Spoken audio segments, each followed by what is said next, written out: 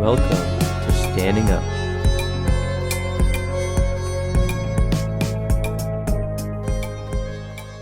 So, we're going to talk about many topics, one of them being anarchism. Now, our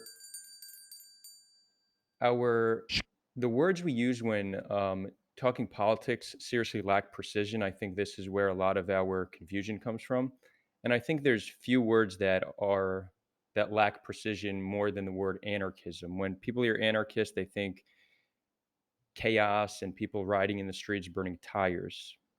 But that's not quite what it is. So, would you mind clarifying and explaining what anarchism is? Sure. So, I mean, there's a couple, like you said, definitely the words we use matter, and there's a tendency to not be so precise with the way we explain things. And in the mainstream culture, and I think this is probably globally, not just in the U.S. or in Israel where we're at.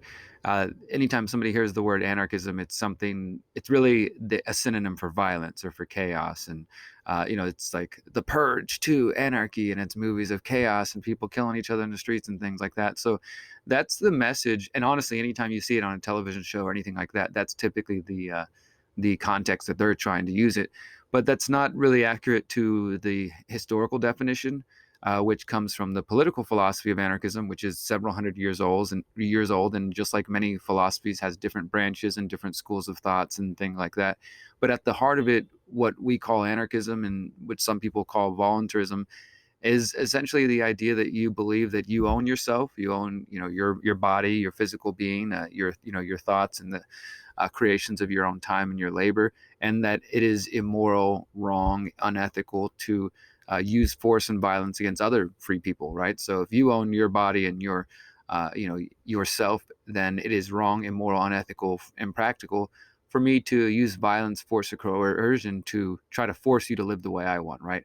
We can have a dialogue, we can have a conversation and try to come to an understanding and maybe even compromise. But at the end of the day, anarchism is essentially, it comes down to that idea of self-ownership. And then from there, different principles and ideas spring from that. But I think that's really what it comes down to, is recognizing that there should be no higher authority other than you as the individual. It doesn't mean that we're all going to be individual, atoms, and we can't collaborate, we can't cooperate, and we can't come together for mutual goals and mutual benefit.